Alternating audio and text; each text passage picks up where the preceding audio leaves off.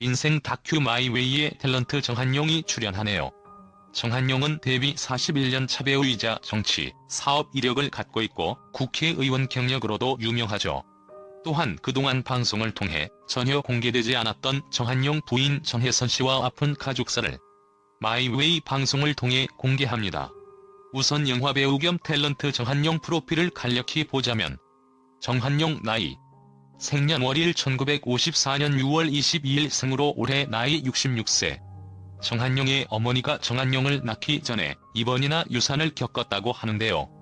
부족함 없는 부유한 집안의 종손 외아들로 태어나 부모님, 친지들의 사랑을 독차지하며 자란 정한용은 어린 시절부터 원하는 것은 무엇이든 부모님이 다 들어주었다고 합니다. 귀한 종손 외아들이라 집안 어른들이 마냥 예뻐하며 키우다 보니 버르장머리 없이 컸던 면도 있었다고 합니다. 그래도 명문 경기고를 졸업하고 서강대 경제학과에 들어간 걸 보면 정한용이 머리가 좋고 공부도 잘했던 것 같습니다. 정한용은 대학 시절 연극반에서 활동하면서 연기력을 갈고 닦습니다. 그가 대학 재학 시절이었던 1978년과 1979년 전국대학연극 축전에서 우수연기상과 최우수연기상을 연달아 수상할 정도로 젊은 시절부터 연기력은 인정받아 왔다고 할 수 있습니다. 이후 1979년 TBC 탤런트 공채에 합격하며 정식으로 데뷔하게 되는데요. 그 전해인 1978년에 연극배우로 첫 데뷔한 바도 있습니다. 정한용 드라마에 출연한 해도 수습 기간에는 월급 10만원을 준다는 말에 귀가 솔깃해서 탤런트 시험에 응모했어요. 당시 남자 탤런트들은 노조현, 한진희처럼 잘생긴 배우들이 인기가 있었기 때문에 사실 정한용의 외모는 볼품이 없었습니다. 그런데도 연기력 하나만으로 1980년 드라마 욕망의 주인공으로 발탁이 됩니다. 정한용 장미희 욕망. 정한용 데뷔와 동시에 당시 최고의 여배우 장미희와 드라마 욕망의 주연이 됐다고 밝히며 처음이라 조연 역할이나 할 줄 알았는데 갑자기 주인공을 맡으라고 하니 나 스스로도 믿을 수가 없었다. 데뷔하자마자 주연을 맡고 더구나 상대 배역이 당대 최고 여배우 장미희였다니 정한용의 부담감과 연기 스트레스, 압박이 엄청났을 것 같습니다. 오죽하면 배우 직업을 포기하고 전직을 하려 했을까요? 참고로 당시 정한용이 당대 최고의 여배우 장미희 상대역으로 캐스팅된 데에는 정한용의 연기력도 있었지만 당시 일본에서 인기를 끌었던 동경에서 제일 행복한 사나이라는 드라마의 영향을 받은 면이 있습니다.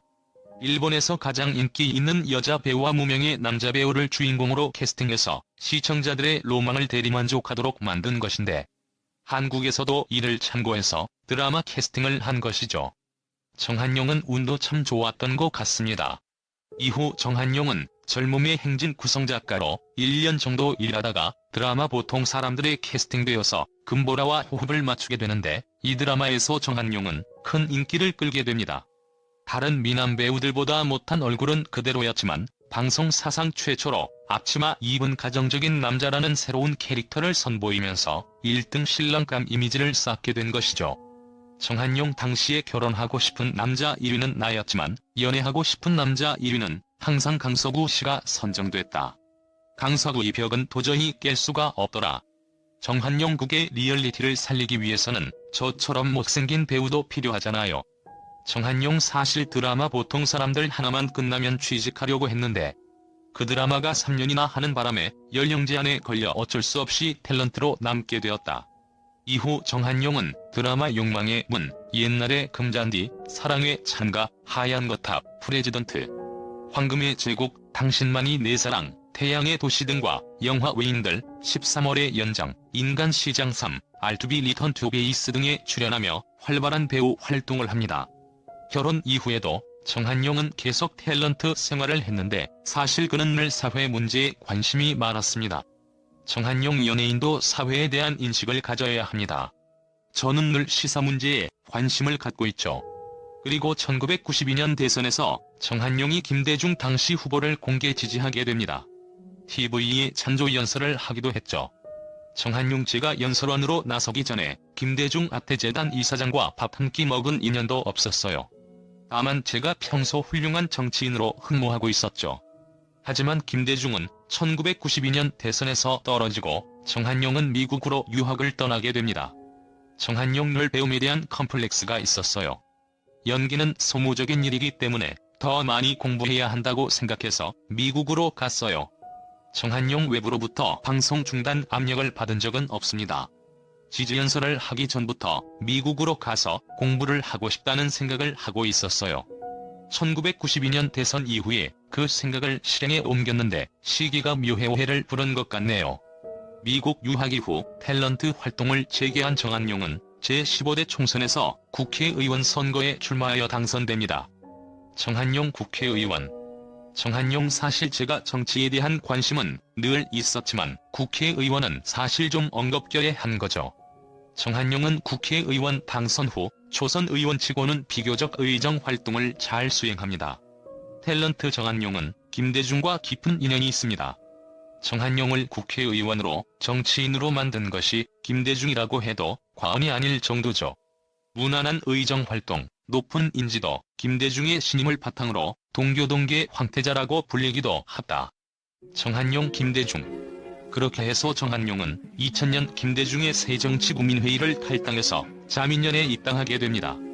결국 동교동계 황태자에서 하루아침에 낙동강 오리알 신세가 되었고 정한용은 제16대 총선에 자민련 후보로 출마했다가 낙선하게 됩니다. 이렇게 해서 정한용은 정치가로서의 행보를 접고 정계 은퇴를 하게 됩니다.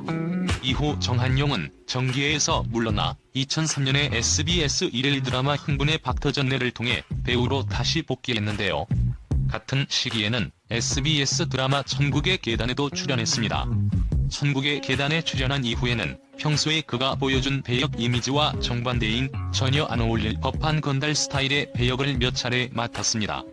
1985년 정한용이 결혼하게 되는데 정한용 부인 전혜선 집안이 보수적인 공무원 집안이었습니다.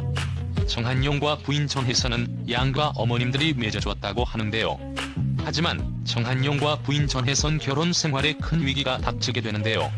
앞서 정한용이 정치 은퇴를 한 이유는 본인 스스로 정치에 회의가 들어서인 것도 있지만 결정적인 계기가 된 사건이 있었습니다. 바로 2000년 6월 발생한 정한용 간통 사건.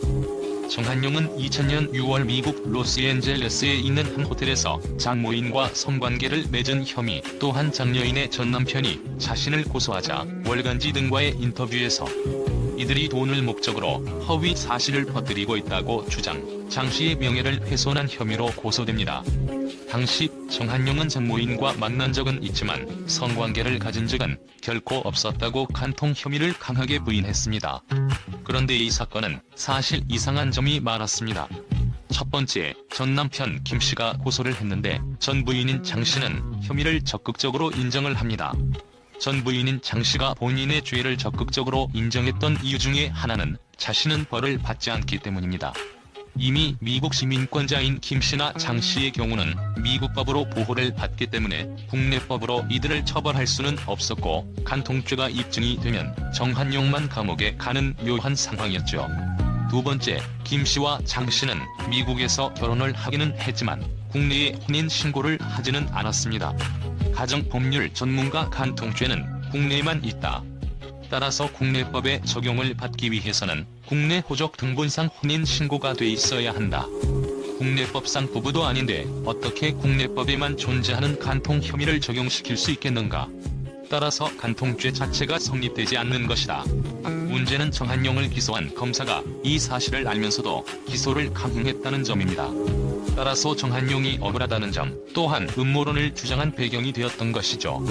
간통죄가 존재하는 한국에서만은 정한용 망신주기가 제대로 이행되었고 이후 위에서 언급한 것처럼 정한용이 정치적인 생명은 완전히 끊어지게 되었죠. 이 사건으로 정한용이 이혼을 했다는 루머가 돌기도 하지만 이는 사실무근이고 현재도 정한용 전혜선 부부는 잘 살고 있습니다. 다만 정한용과 부인 전혜선이 마음고생은 심하게 한 것 같네요. 정한용 우리 집 거실에 화가가 그린 저와 집사람의 부부 초상화가 있어요. 어느 날 집에 들어갔는데 집사람이 그걸 면도칼로 다 찢어놓았더라고요. 제가 그걸 밤새도록 다시 꿰맸어요. 정한용 그때 얼마나 울었는지 몰라요. 집사람에게 사정사정했어요. 나를 믿어달라고, 제발 나를 한 번만 믿어달라고. 정한용 씨가 결혼을 하고 난 후부터 집과 자동차 등 재산들을 아내의 명의로 바꾸기 시작했어요. 전 재산이 부인 앞으로 되어 있으면 마음이 편할 것 같아서 그런 거죠. 정한용 매달 아내로부터 용돈을 타서 쓰는데 신용카드로 결제를 하면 사용 내역이 아내에게 문자로 발송이 되죠. 사실 아내가 아니었다면 우리 집은 벌써 파산했을 거예요. 아마 정한용이 정치를 하면서 큰 돈을 쓴 것과 후에 간통죄로 고소를 당하면서 부인의 신임을 크게 잃은 것이 아닌가 합니다. 인생 다큐 마이웨이 방송에서 정한용은 그동안 꾸준히 마음을 쏟아온 장소로 마이웨이 제작진을 안내했습니다. 그곳은 미혼모 아이 입양 전문 기관 동방사회복지회로 그가 몇 년째 이곳에서 봉사활동을 하는 데는 남다른 이유가 있다고 합니다. 늘 화통하고 유쾌해 보이는 정한용에겐 아픈 가족사가 숨겨져 있는데요. 정한용은 첫 아이자 생후 6개월이었던 딸을 폐렴으로 먼저 떠나보냈다는 눈물의 고백을 전합니다. 정한용 지금 아이들이 3명인데 사실 그 전에 첫 아이를 갓난아기일 때 잃었다. 첫 아이가 선천적으로 몸이 약했다. 특히 폐가 약했는데 결국 폐렴으로 첫 돌을 넘기지 못하고 사망했다. 정한용 처음에는 너무 힘들어서 아무것도 하지 못했다. 나도 울고 아내도 울기만 했다. 아내가 첫째 아이에게 모유수유도 하고 눈도 맞췄는데 그렇게 떠나보내니 고통은 이루 말할 수 없더라. 특히 첫째 아이였다는 점에서 충격이 더 컸을 것 같네요. 정한용 나중에 어머니가 아이 유골을 강에다 뿌려주셨는데 그 얘기를 듣고 나와 아내는 한동안 강변도로를 가지 못했다. 강만 보면 눈물이 났기 때문이다. 정한용 아이를 잃은 슬픔을 달래기 위하여 노래 그대 그리고 나를 들었는데 요즘에도 그 노래를 들으면 나도 모르게 눈물이 난다. 정한용 가끔씩 살아있었다면 그 아이가 몇 살쯤 됐을까? 라는 생각이 종종 든다. 이래서 자식은 떠나도 떠나보내지 못한다는 말이 있는 게 아닌가 합니다. 정한용 첫 딸을 먼저 보낸 경험이 있기 때문에 자식을 앞서 보낸 다른 부모들 이야기를 들으면 그분들 마음이 얼마나 아플까라는 생각이 든다. 대부분 주변 사람들이 잊어라, 아이는 가슴에 묻는 거다고 말하는데 예전에 가깝게 지낸 외국 신부님은 다른 말씀을 하시더라. 정한용 그 신부님은 절대 잊지 마라, 그 아이는 정말 감사한 존재다. 세상에 이만큼 큰 슬픔이 있다는 것을 누가 알겠나. 그런데 그 꼬마가 희생하면서 사랑과 아픔을 가르쳐준 거다라고 말했다. 그 말이 정말 큰 위로가 되었다. 정한용 이후 첫 아이를 잃고 나서 큰 시련도 이기면 축복이 될 수 있다고 느꼈다. 이제는 나쁘게 생각 안 한다. 그 아이 덕분에 우리 가족이 이만큼 행복한 것 같으니까. 하지만 지금도 그립다.